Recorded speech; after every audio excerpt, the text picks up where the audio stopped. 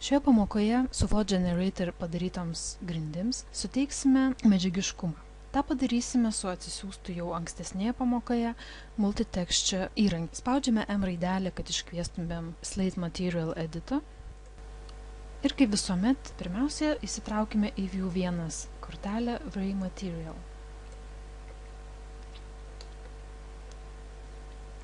Pasivadinkime iš karto šią medžiagą grindis svetainę ir susiraskime Maps skiltyje Multitexture kortelę. Na, kol kas juodą rodo, pasididinkim vaizdą. Beje, kai mes 2 kartus paspaudžiame ant paveikslėlio, jis tiesiog padidėja, o kai paspaudžiame pliusiuką, jeigu yra papildomų parametrų, jie atsiranda, jeigu minusas, mes juos tiesiog vėl panaikiname. Ir 2 kartus paspaudžiame ant Maps, kad mūsų Multitexture parametrai būtų mums prieinami.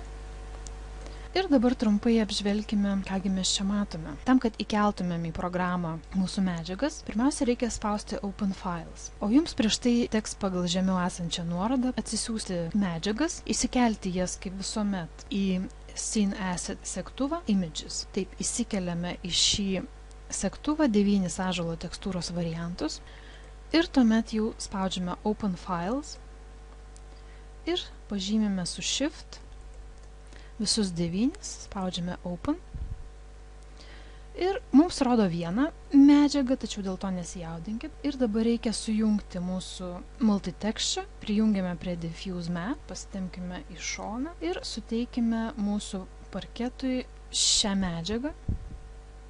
Tempiame ant parketo, paleidžiame ir štai pasikeitė spalva, bet dar nematome tekstūros. Taip yra todėl, kad mes turime nuspausti Show Standard Map in UV mygtuką.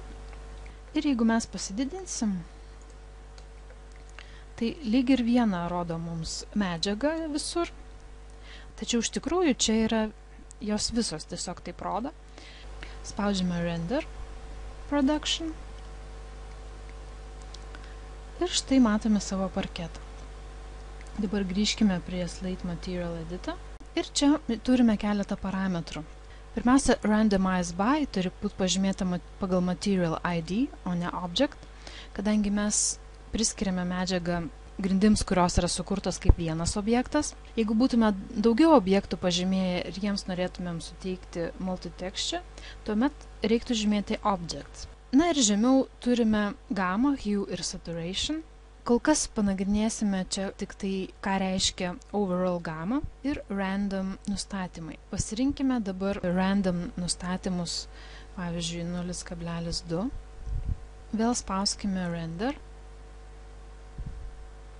Kaip matote, keičiasi tamsumas, šviesumas mūsų parketlenčių, taigi parketas atrodo margesnis. Ir tokiu būdu, keisdami Random nustatymus, mes galime didinti arba mažinti šį efektą, priklausomai nuo to, kokį parketą mes norime išgauti.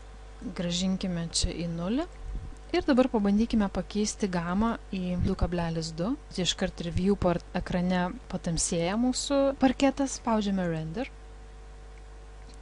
Kaip matote, Overall Gamma yra atsakinga už bendrą mūsų scenos šviesumą. Padarykime, kad ir 1,5.